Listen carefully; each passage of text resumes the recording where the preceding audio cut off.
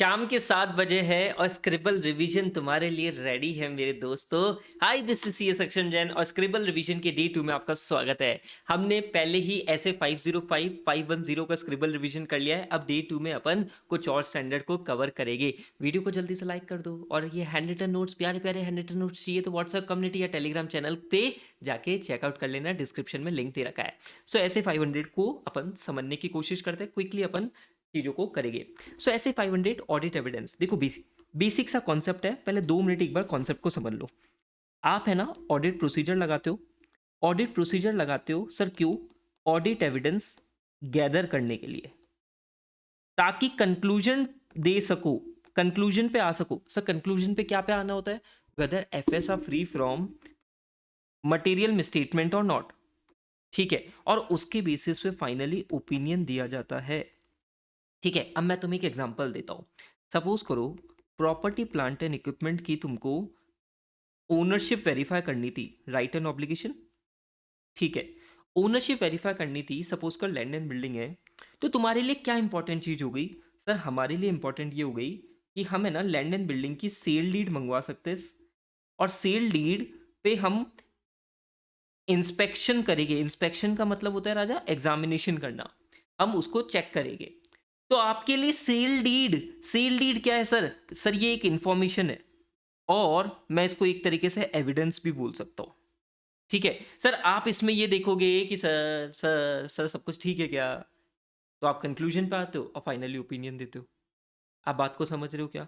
मतलब बेसिकली अगर मैं ऑडिट एविडेंस को आप समझाऊं ना, तो ऑडिट एविडेंस क्या है sir? Sir audit evidence, sir ये इंफॉर्मेशन है। इंफॉर्मेशन जो यूज करता है auditor in arriving at the conclusion, जिसके बेसिस पे उसका ओपिनियन बनता है। हाँ सर, अब बात है कि सर ये इन्फॉर्मेशन ऑडिटर को कहाँ कहाँ से मिलती है? ये इन्फॉर्मेशन उसको 2 जगह से मिलती है। एक तो अकाउंटिंग रिकॉर्ड से, और एक अदर रिकॉर्ड्स जो अकाउंटिंग रिकॉर्ड्स को ही सपोर्ट कर रहे हैं। Other information that authenticate accounting records.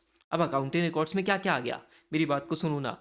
तुम्हारी जनरल एंट्री, लेजर, ये सारी चीज़ें तो आई गई। साथ के साथ में उनके सपोर्टिंग डॉक्यूमेंट्स। फॉर एग्जांपल मेरी बात को सुनो, सेल्स की एंट्री अगर अकाउंटेंट ने मारी है तो सेल्स के सपोर्टिंग डॉक्यूमेंट्स को देख के। हाँ सर, सर बैंक लोन की अगर एंट्री बुक्स में मारी है तो सर बैंक लोन से रिलेटेड अग्रीमेंट, सर अगेन वो अकाउंटिंग रिकॉर्ड्स का पार्ट होता है। हाँ, तो contract, invoices, journal entry, ledgers, client की कोई वर्किंग शीट, सर ये सब चीजें किसका पार्ट होती है? अकाउंटिंग रिकॉर्ड्स का पार्ट पार्ट होती है। और सर यही इंफॉर्मेशन आपके लिए क्या है? ऑडिट एविडेंस है। हाँ, तो information contained in accounting records include records of initial accounting entries and supporting records. Invoices हो गए, कॉन्ट्रैक्ट हो गए, general and subsidiary ledger, journal entry, record such as worksheet and spreadsheet. ठीक है क्या? हाँ सर, ये तो एक अकाउंटिंग रिकॉर्ड्स हो गए। इसके अलावा भी ऑडिटर कुछ अदर रिकॉर्ड्स को भी देखता है। जैसे for example minutes of the meeting. अब मिनट्स ऑफ द मीटिंग में इंपॉर्टेंट डिसीजंस लिए जाते हैं। हाँ सर, तो ऑडिटर उसको भी देखता है। ठीक है, return confirmation, internal control manuals. ठीक है, हर एंट्री, बड़ी बड़ी एंटिटी में क्या है, इंटरनल कंट्रोल्स की पूरी मैनुअल दे रखी होती है, परचेज से रिलेटेड ये, सेल से रिलेटेड ये, तो ऑडिटर उसको भी देखता है, रिटर्न कंफर्मेशन भी ले लेता है। हाँ, तो ये सारी चीजें किसका पार्ट होती है सर? ऑडिट एविडेंस का पार्ट होती है। आप कॉन्सेप्ट को समझे क्या? Basically auditor is applying audit procedure. Sir क्यों? ताकि एविडेंस गैदर कर सके और फिर फाइनली कंक्लूजन पे आया, अरे भाई दिक्कत है या नहीं है, ताकि ओपिनियन दे सके। क्लियर है क्या सर? हाँ, ऑडिट एविडेंस क्या है सर? एक बार रिपीट कर दो। Information contained, information used by the auditor. Sir क्यों? ताकि कंक्लूजन पे आ सके, ओपिनियन फ्रेम कर सके। सर ये इंफॉर्मेशन कहाँ से उसको मिलती है? Information contain in the accounting records. Accounting records में तुम्हारे सब कुछ आ गया, जनरल एंट्री, लेजर आ गया, ठीक है, कॉन्ट्रैक्ट आ गया, इनवॉइसेज आ गए, spreadsheet, worksheet prepared by the management, ये सारी चीज़ें आ गई। और सर अदर रिकॉर्ड्स में इंटरनल कंट्रोल मैनुअल्स हो गए, मिनट्स हो गए, एंड रिटर्न कंफर्मेशन हो गया। क्या ये बात आपको क्लियर है? हाँ सर। अब मेरी बात को सुनना। आप है ना यहाँ पे एक छोटा सा टॉपिक है, टाइप्स ऑफ ऑडिट एविडेंस। ये टॉपिक आपको एमसीक्यू में पूछा जा सकता है। टाइप्स ऑफ ऑडिट एविडेंस के लिए मैं सिंपल सा बोलता हूँ, सोना बड़ा महंगा हो चुका है। ठीक है, सोना बड़ा महंगा हो चुका है। एसओ से है सोर्स, एनए से है नेचर। एसओ से है सोर्स, एनए से है नेचर। ठीक है, एविडेंस लेना है तो सोना सोना सोना सोना के पास में तुम्हें जाना पड़ेगा। ठीक है, ऐसा कुछ समझ लो यार तुम। सोना बड़ा महंगा हो चुका है, कुछ भी निमोनिक। ठीक है, सो से सोर्स, एन ए से नेचर। ठीक है सर, तो टाइप्स ऑफ ऑडिट एविडेंस में पहला है depending upon the nature. Depending upon the nature में सिंपल सा है video. Video video, video, visual, documentary, oral. Example देता हूं समझेगा सर। विजुअल मतलब आपने किसी चीज को ऑब्जर्व करा, जैसे फिजिकल इन्वेंट्री काउंट में आप वहां पे अटेंडेंस देते हो, तो आप वहां पे इन्वेंट्री को जो इंप्लॉई फिजिकल वेरीफाई कर रहे होते हैं ना, उसको ऑब्जर्व कर रहे होते हो, that is visual. Sir D से डॉक्यूमेंट्री, सेल्स के इनवॉइस हो गए, एफडी का सर्टिफिकेट हो गया, लोन का अग्रीमेंट हो गया, कितनी ही चीजें हो गई, दैट इज डॉक्यूमेंट्री फॉर्म में। वीडीओ, ओरल से क्या हुआ, आपने मैनेजमेंट टीसीडब्ल्यूसी के साथ में डिस्कशन करा, दैट इज ओरल। ठीक है क्या? तो नेचर में आपके तीन चीजें आ गई, वीडीओ, विजुअल, डॉक्यूमेंट्री, ओरल, तीनों के बहुत बेसिक से एग्जांपल थे। ठीक है सर।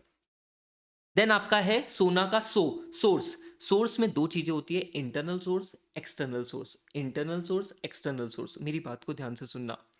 अगर कोई एविडेंस जो ओरिजिनेट हो रहा है विद इन द ऑर्गेनाइजेशन, हम उसको इंटरनल सोर्स बोलते हैं।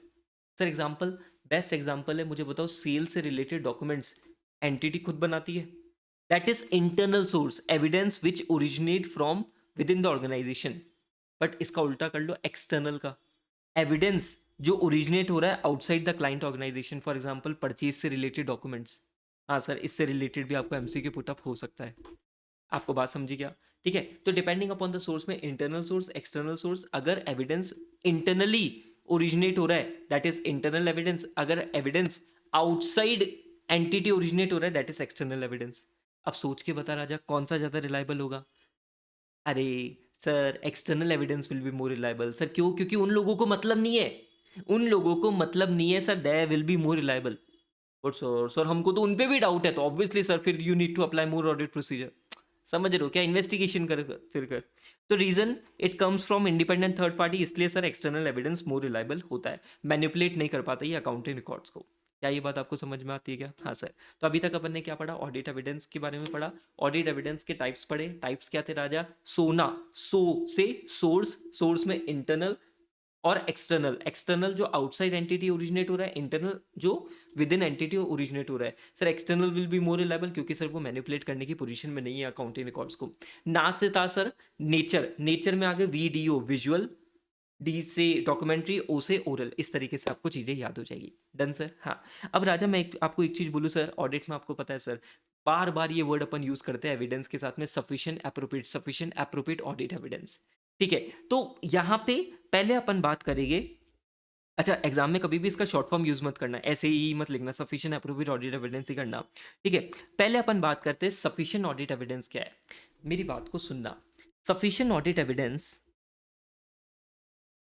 मेरी बात को सुनो sir. Sufficient audit evidence sir ये किसकी तरफ इशारा करता है? Quantity of audit evidence. मतलब ऑडिटर ये देखता है कि मेरे को कितनी क्वांटिटी चाहिए कि मैं कंक्लूजन पे आ सकूं। अब राजा क्वांटिटी ऑफ ऑडिट एविडेंस कहीं डिफाइन नहीं है सर, ऑडिटर को अपना प्रोफेशनल जजमेंट लेना पड़ता है कि भाई मैं सेटिस्फाइड हूं क्या, मैं सेटिस्फाइड हूं क्या, that is a quantity of audit evidence का कॉन्सेप्ट। सफिशिएंसी का मतलब क्या? क्वांटिटी। अरे सफिशिएंट है क्या? अरे ये ऑडिट एविडेंस सफिशिएंट है क्या, ये और लूं मैं? That is the concept. आप समझे क्या? ये सफिशिएंसी का कॉन्सेप्ट है। इसके लिए सर ऑब्वियसली ऑडिटर का प्रोफेशनल जजमेंट लग रहा है। अब मेरी बात को इधर सुनो। ठीक है। तो सफिशिएंसी का मतलब क्या? Quantity of audit evidence. अब यहाँ पे ये दो चीजों पे अफेक्ट हो रहा है, अफेक्टेड बाय रोमम। अच्छा मुझे एक चीज बताओ सर, रिस्क और मटेरियल मिसट्रीटमेंट ज्यादा है तो क्वांटिटी ऑफ ऑडिट एविडेंस ज्यादा लेना। हाँ सर, सिंपल। अच्छा सपोज कर राजा, तेरे को क्वालिटी ऑफ ऑडिट एविडेंस मिल चुका है। एक होता है क्वांटिटी, एक होता है क्वालिटी। अगर तुम्हें क्वालिटी ऑफ ऑडिट एविडेंस मिल चुका है तो सर क्वांटिटी कम भी होगी ना, चलेगा सर। जैसे फॉर एग्जांपल मैं बोलता हूँ, ऑडिट में आंसर हमेशा क्वालिटेटिव होना चाहिए। ऑडिट में एग्जामिनर अगर तुमने वो 4 पॉइंट सही लिख दिए ना, इंस्टीट्यूट 4 में से 4 नंबर देगा। Institute is not worried about the quantity of your answer, institute is worried about the quality of your answer. आप बात को समझे क्या? तो यहाँ पे यही चीज है कि रोमम ज्यादा है तो भाई सिंपल है, क्वांटिटी बढ़ाओ, और क्वालिटी ऑफ एविडेंस हाई है तो सर क्वांटिटी आप कम कर सकते हो। हाँ सर। अभी मैंने तुमको क्या बोला था कि सर ये एविडेंस सफिशिएंट है क्या? सर इसके लिए सर ऑडिटर को दिमाग लगाना पड़ता है सर, प्रोफेशनल जजमेंट ले। तो ऑडिटर प्रोफेशनल जजमेंट लेते समय सर कुछ फैक्टर्स को कंसीडर करता है। एग्जाम में रिसेंटली 2-3 अटेम्प्ट पहले क्वेश्चन चाहिए। पहला है मटीरियलिटी। पहला है मटीरियलिटी। मटीरियलिटी का सिंपल सा लॉजिक है, अगर यूजर के लिए वो आइटम ज्यादा मटेरियल होगा, मतलब that particular assertion is very significant to user, तो उसके लिए sir quantity of audit evidence ज़्यादा लो। पर sir it is not very significant to user, audit evidence कम ले लेना। क्लियर क्या सर? देन मटेरियलिटी का लॉजिक समझे। सर यूजर के लिए वेरी सिग्निफिकेंट, ऑडिट एविडेंस बढ़ाओ। नहीं सर कम है, ठीक है, यूजर के लिए इतना सिग्निफिकेंट नहीं, ऑडिट एविडेंस कम चलेगा। सर रोमम के लिए तो वही पॉइंट, रोमम ज़्यादा है तो एविडेंस बढ़ाओ, रोमम कम है तो एविडेंस कम चलेगा। क्लियर क्या? हाँ सर। थर्ड पॉइंट है आपका size and characteristic of the business. Sir इस पॉइंट को समझना, बड़ी बड़ी एंटिटी जैसे फॉर एग्जांपल रिलायंस जैसी एंटिटी जो थोड़ी कॉम्प्लेक्स है, वहाँ पे सर आपको एविडेंस ज़्यादा लेना चाहिए। ठीक है, अगर हेट्रोजीनियस पॉपुलेशन है सर आपको एविडेंस ज़्यादा लेना चाहिए। बट यही सर अगर पॉपुलेशन स्मॉल है, होमोजीनियस है, तो सर कम एविडेंस में भी चल जाएगा, क्वांटिटी आप कम ले सकते हो। क्या ये बात आपको समझ में आती? क्या ये कॉन्सेप्ट आपको समझा? हाँ सर। तो first what we have done, हमने सफिशिएंट एप्रोप्रिएट ऑडिट एविडेंस में सफिशिएंसी का मतलब पूरा समझ लिया। It is a quantity of audit evidence.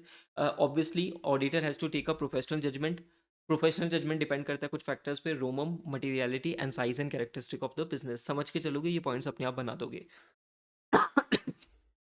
Now focus on next term sufficiency के बाद में आता है अप्रोप्रिएटनेस। अप्रोप्रिएटनेस किसकी तरफ इशारा कर रहा है सर? अप्रोप्रिएटनेस बात करता है क्वालिटी ऑफ ऑडिट एविडेंस, और क्वालिटी ऑफ ऑडिट एविडेंस दो चीजों पे फोकस करती है, रेलिवेंस एंड रिलायबिलिटी। ठीक है क्या? हाँ। तो क्वालिटी ऑफ ऑडिट एविडेंस में पहले अपन बात कर रहे हैं रिलायबिलिटी की। सर ऑडिट एविडेंस पे कब हम ज़्यादा रिलाई कर सकते हैं, सब कब उसकी रिलायबिलिटी बढ़ेगी? तो मेरी बात को सुनना, अभी एक पॉइंट पढ़ के आए थे सोर्स में, external evidence is more reliable. हाँ, तो अगर आपने एविडेंस ऑब्टेन करा है from independent sources of entity, that is more reliable. हाँ सर, इसका मतलब ये है क्या कि इंटरनल सोर्स रिलायबल नहीं होते? मैंने कहा नहीं नहीं, ऐसा नहीं है। Internal source is also reliable when internal controls, related controls are effective. For example sales से रिलेटेड कंट्रोल्स अगर बढ़िया होगे तो इंटरनल सोर्स भी रिलायबल होगा। सर दो पॉइंट बन गए क्या? अगर एविडेंस तुमने इंडिपेंडेंट सोर्सेज से लिया है, दैट इज मोर रिलायबल। और उसका मतलब ये मत समझ लेना इंटरनल वाले खराब है। सर अगर रिलेटेड कंट्रोल्स आर इफेक्टिव, ये वर्ड बड़ा इंपॉर्टेंट हो गया इसके लिए, रिलेटेड कंट्रोल्स आर इफेक्टिव तो इंटरनल सोर्सेज ऑल्सो रिलायबल। ठीक है क्या? हाँ सर। तीसरा मुझे बताओ, common sense, documentary form will always be more reliable than oral. तुम्हारा मैनेजमेंट के साथ में डिस्कशन हुआ, वो पलटू राम पलट गया, ठीक है, इससे अच्छा मेल पे मंगवाओ उससे कुछ, डॉक्यूमेंट्री इज ऑलवेज रिलायबल। ठीक है। अच्छा, original document is always more reliable then photocopies और डिजिटलाइज। सर ऐसा क्यों? अरे आज की डेट में पीडीएफ में इतने एडिटिंग वेडिटिंग हो जाती है ना, क्या बताऊँ तुम्हें, तो documents that is more reliable कब? जब वो ओरिजिनल फॉर्म में है। और एक लास्ट क्या है, audit evidence obtain directly by auditor than indirectly. Basically इसका एग्जांपल ऐसा पकड़ के चलो कि एक तो ऑडिटर ने ऑब्जर्व करा और एक ऑडिटर ने इंक्वायरी करी, तो observation will be more reliable. ठीक है क्या? हाँ सर। क्या ये बात आपको समझ में आती है? हाँ सर। तो रिलायबिलिटी ऑफ ऑडिट एविडेंस के 5 पॉइंट थे, एग्जाम में 5 नंबर का क्वेश्चन आ सकता है। फर्स्ट पॉइंट सर, रिलायबिलिटी कब बढ़ेगी? When it is obtain from independent sources. Internal sources में रिलायबिलिटी कब बढ़ेगी? When related controls are effective. Documentary form will be more reliable than oral. ठीक है। उसके बाद में व्हाट यू कैन डू, जो ऑडिट एविडेंस ओरिजिनल डॉक्यूमेंट जो होते हैं ना, as compare to the photocopies और digitalise, they are more reliable. और audit evidence obtain directly by auditor is more reliable. इसका एग्जाम्पल मैंने आपको दे दिया। रिलायबिलिटी का कॉन्सेप्ट क्लियर है क्या? हाँ सर। नाउ बात करते हैं सर रेलिवेंस की। Relevance of audit evidence. Sir relevance of audit evidence के लिए एक छोटी सी बात समझ लो, बहुत इजी कॉन्सेप्ट है राजा। प्रॉपर्टी प्लांट एंड इक्विपमेंट का मैंने तुम्हारे सामने एग्जांपल लिया था, राइट एंड ऑब्लिगेशन का, ओनरशिप का। तो तुम्हें समझा था कि सर मेरे को लैंड एंड बिल्डिंग के पेपर मंगवाने पड़ेंगे, मशीनरी के डॉक्यूमेंट्स मंगवाने पड़ेंगे, इन्वॉइसेस मंगवाने पड़ेंगे। हाँ सर। सर क्या यहाँ पे डेप्रिसिएशन का एंगल कोई लेना देना था क्या? डेप्रिसिएशन के एंगल से उसकी ओनरशिप को कैसे वेरीफाई करोगे? नहीं सर। बट यहीं पे अगर मैं वैल्यूएशन की बात करूं, तो वैल्यूएशन से रिलेटेड अगर ऑडिट प्रोसीजर की मैं बात करूं, तो सर वहां पे आपका डेप्रिसिएशन का एंगल रेलिवेंट होगा। तो होता क्या है सर, हर पर्टिकुलर ऑडिट आइटम के डिफरेंट डिफरेंट असर्शन होते हैं, एग्जिस्टेंस, कंप्लीटनेस, वैल्यूएशन, अलग अलग असर्शन। अलग अलग असर्शन पे अलग अलग ऑडिट प्रोसीजर लगाते हैं, और वही पूरा चैप्टर नंबर 5 इसी लॉजिक पे पूरा टिका हुआ है।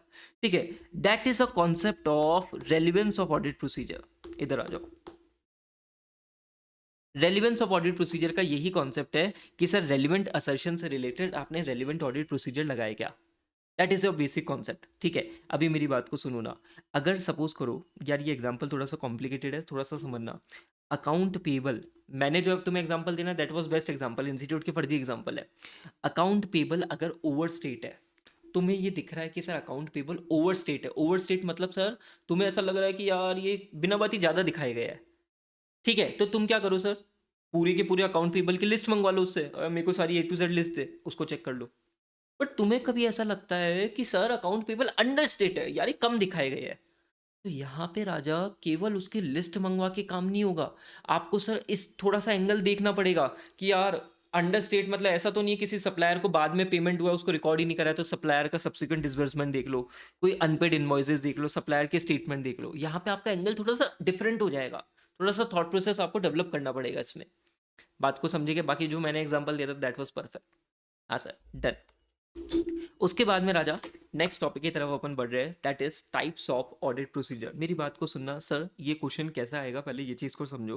टाइप्स ऑफ ऑडिट प्रोसीजर में रिसेंटली एमटीपीज में कैसे क्वेश्चन पूछा, इंस्टीट्यूट ने क्या करा, 5 से 6 पॉइंट दे दिए, अलग अलग पॉइंटर्स, और बोला कि मेरे को बताओ कि मेरे को बताओ कि ऑडिटर ने कौन सा ऑडिट प्रोसीजर यहाँ पे लगाया है, ठीक है, इंक्वायरी लगाई है, इंस्पेक्शन लगाया है, एनालिटिकल प्रोसीजर लगाया है, कौन सा लगाया है आइडेंटिफाई करके बताओ, ऐसा इंस्टीट्यूट क्वेश्चन दे सकता है। अच्छा, यहाँ पे इंस्टीट्यूट एक और कैसे क्वेश्चन दे सकता है कि आपको पर्टिकुलरली इंस्पेक्शन पे 4 नंबर का क्वेश्चन मिल रहा है, या केवल आपको इंक्वायरी पे 4 नंबर का क्वेश्चन मिल रहा है, क्यों, क्योंकि इनका कंटेंट काफ़ी अच्छा खासा है, 4 नंबर का क्वेश्चन पूछा जा सकता है।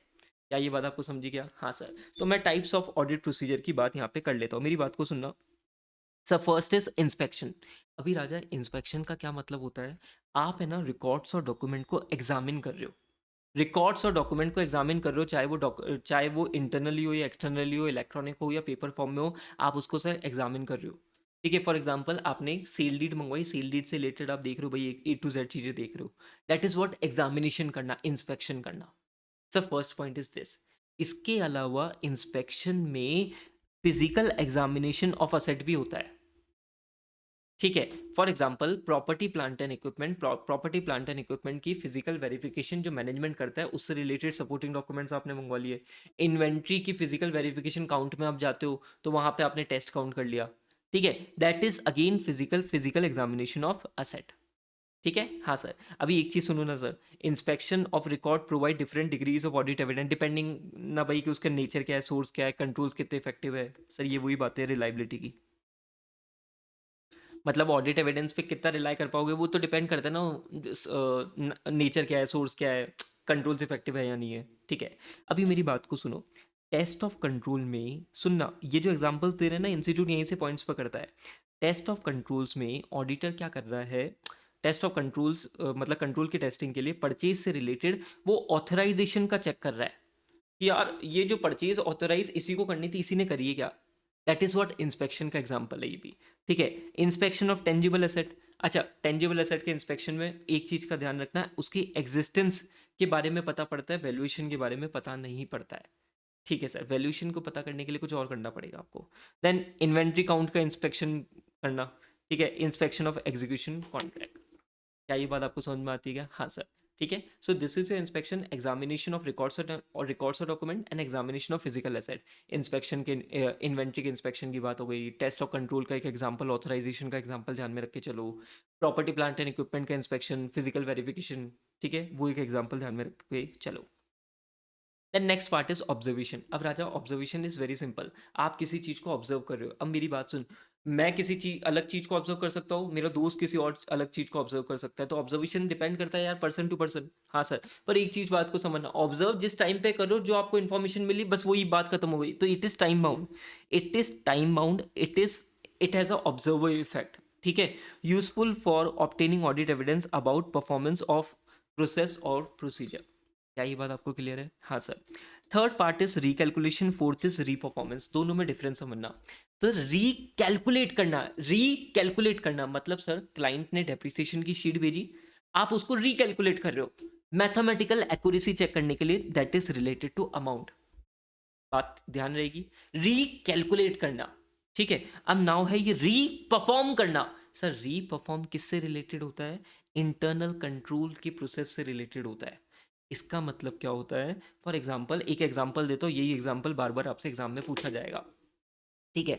मेरी बात सुन, एंटिटी ने क्या कर रखा है, बैंक बुक और पासबुक को मिलाने के लिए बैंक रिकंसिलिएशन स्टेटमेंट एंटिटी बनाती है। It is compulsory to make bank reconciliation statement for all 100% accounts, ठीक है। एंटिटी ये बनाती है, ठीक है। ऑडिटर क्या कर रहा है, एंटिटी ने बीआरएस दिया, ऑडिटर खुद से बैंक रिकंसिलिएशन का स्टेटमेंट बना रहा है। मतलब वो इंडिपेंडेंटली वापस परफॉर्म कर रहा है इंटरनल कंट्रोल का वो प्रोसेस, ये देखने के लिए कि सब कुछ ठीक था क्या। That is a concept of re performance, independent execution of procedures और controls that were originally performed as a part of entities internal control. Best example is bank reconciliation statement. क्या ये बात आपको क्लियर है? एग्जाम में यही आपसे example पूछा जाएगा। Clear sir? रिकैलकुलेशन में it is related to amount, आप रिकैलकुलेट करो। सर री परफॉर्मेंस में क्या हो रहा है, आप इंडिपेंडेंट एग्जीक्यूशन कर रहे हो उस प्रोसेस का जो ऑलरेडी एंटिटी ने परफॉर्म कर लिया है, ठीक है क्या। सर एनालिटिकल प्रोसीजर ऐसे 520 का पार्ट है, ठीक है। अपन इसका अलग से स्टैंडर्ड को डिस्कस करेंगे। एक्सटर्नल कन्फर्मेशन में लास्ट वीडियो में आपके साथ में डिस्कस कर चुका हूँ, आप प्लेलिस्ट में जाके चेक कर सकते हो, ठीक है। Then next is inquiry. अब राजा मेरी बात को सुन, इंक्वायरी हर किसी से करेगा क्या? इंक्वायरी हर किसी से करेगा क्या? नहीं सर, इंक्वायरी हम करेंगे नॉलेजेबल पर्सन से। अब सर ये inquiry within the entity भी कर सकते हैं, आउटसाइड द एंटिटी भी कर सकते हैं। सर उस नॉलेजेबल पर्सन से जब हम इंक्वायरी करेंगे, हम फाइनेंशियल डेटा की भी इंक्वायरी कर सकते हैं, नॉन फाइनेंशियल डेटा की भी इंक्वायरी कर सकते हैं, हमें कोई रोक सकता है क्या? हाँ सर, पर मैं आपको एक चीज़ बोलूँ, जनरली इंक्वायरी के साथ में कोई अदर ऑडिट प्रोसीजर लगाना ही चाहिए। इंक्वायरी अपने में इनफ नहीं है, inquiry alone not sufficient appropriate audit evidence. ये बात को ध्यान में रखते हुए चलना, एमसीक्यू में पुटअप हो सकता है। केवल इंक्वायरी करने से क्या होगा भाई, बाकी के काम भी कर, ठीक है सर। अच्छा मेरी बात को सुनना ना, इंक्वायरी आप उसको लेटर भेज के कर सकते हो, इंक्वायरी आप उसे ओरल कर सकते हो, ठीक है सर। अब मेन मुद्दा बताओ क्या होता है, केवल आपने इंक्वायरी कर ली उससे काम नहीं चलता ना, आपका सामने वाले ने रिस्पॉन्ड क्या किया, that is again very important. तो रिस्पॉन्सेज टू इंक्वायरी मतलब, रिस्पॉन्सेज टू इंक्वायरी मतलब आपने जो इंक्वायरी करी वहां पे सर ऑडिटर को या तो नई इंफॉर्मेशन मिल सकती है या कोरोबोरेटिव ऑडिट एविडेंस मिल सकता है। इसका मतलब क्या कि ऑडिट एविडेंस कोई ऐसी इंफॉर्मेशन जो दूसरे एविडेंस को सपोर्ट कर रही है। हाँ सर, ऐसा भी तो हो सकता है कि सर टोटली गेम ही उल्टा उल्टा हो जाए। मतलब sir it reveal discrepancy compare to other audit findings. आपको जो कुछ ऑलरेडी मिल चुका था और जो सामने वाले मैनेजमेंट का रिप्लाई आया सर, उसमें बहुत ज़्यादा डिफरेंस है। हो सकता है ना सर, हो सकता है। तो इसके बेसिस पे what you do, you apply other audit procedure in simultaneously with inquiry so that you are satisfied and you have obtained sufficient appropriate audit evidence. That is the concept of inquiry. ठीक है, तो responses में आपको कोई नया evidence मिल सकता है, कोई सपोर्टिव ऑडिट एविडेंस मिल सकता है या डिस्क्रिपेंसी मिल सकती है। That is the concept of inquiry. क्या ये बात आपको समझ में आती है क्या? Is this part clear? Done sir, inquiry के पोर्शन क्लियर है? हाँ सर, मेरी बात को सुनो ना। अब राजा मैं यहाँ पे लास्ट टॉपिक पे आ रहा हूँ। अच्छा ऐसे 500 में अगर आप बुक खोल के देखोगे मेरी, तो वहाँ पे आपको मैनेजमेंट एक्सपर्ट का टॉपिक मिलेगा। वो मैनेजमेंट एक्सपर्ट का टॉपिक अपन चैप्टर नंबर 5 में कवर करते हैं, मैं पहले ही बोल रहा हूँ। और ऑडिट ट्रेल का एक छोटा सा टॉपिक होगा, वो सर ऑडिट ट्रेल का टॉपिक मैं नॉर्मल क्लास में भी चैप्टर नंबर 8 के साथ में कराता हूँ, तो वो अभी इस पार्ट में नहीं कवर होगा, ठीक है। हाँ, तो next next topic is very easy, selecting items for testing to obtain audit evidence. मेरी बात को सुनना सर, ये लास्ट टॉपिक है एंड वेरी इंपॉर्टेंट टॉपिक।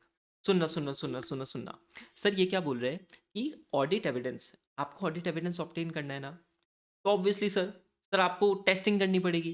तो आपको आइटम्स कितने सेलेक्ट करने चाहिए? तो तीन बातें इन्होंने बोली। आप 100% चेकिंग पे भी जा सकते हो, ठीक है। आप ऑडिट सैम्पलिंग पे भी जा सकते हो कि सर आपने सैंपल सेलेक्ट कर लिए कुछ ऐसे 530 की गाइडेंस में, और आप कुछ स्पेसिफिक आइटम भी सेलेक्ट कर सकते हो, ठीक है। राजा ऑडिट सैम्पलिंग तो अभी ऐसे 530 का पार्ट है, वो बाद में बात कर लेंगे, ठीक है। यहाँ पे कुछ एक्सप्लेनेशन की दिक्कत नहीं है। मेन चीज है कि 100% आइटम सेलेक्ट करना मतलब सर ये तो टेढ़ी खीर है।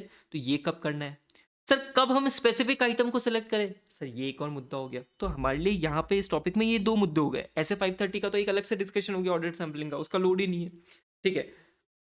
तो पहली चीज कॉमन सेंस यूज करना, समझने की कोशिश करना।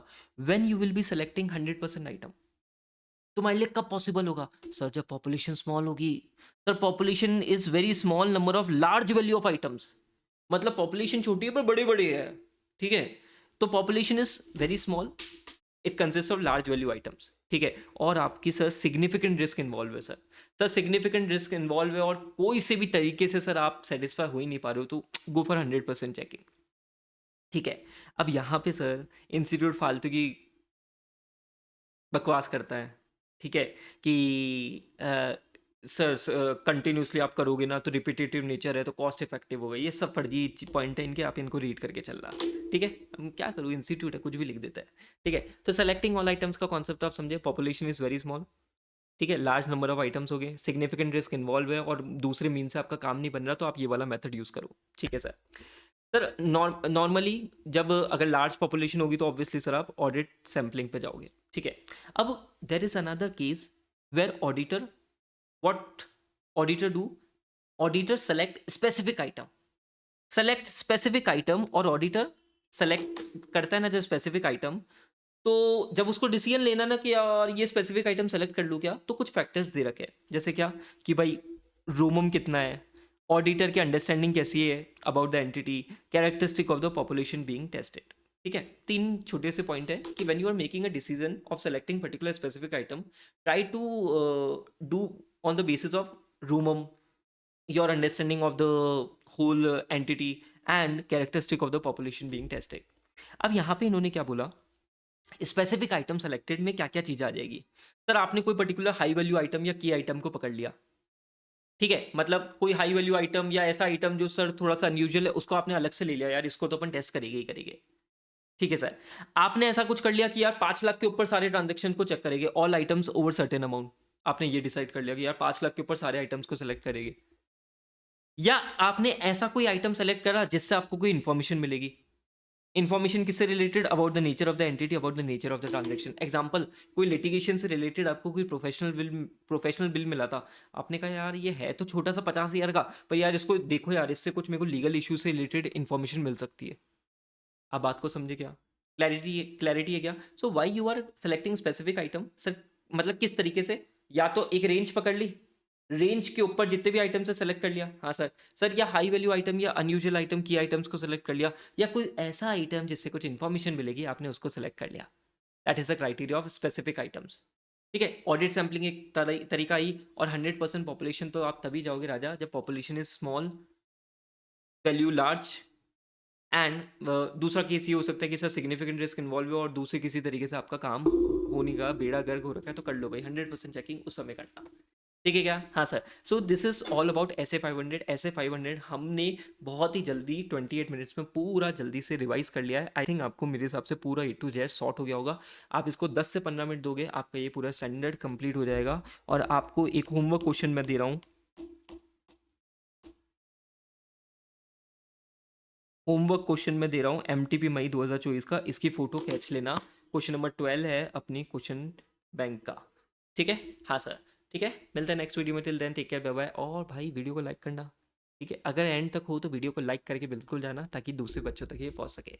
Thank you guys.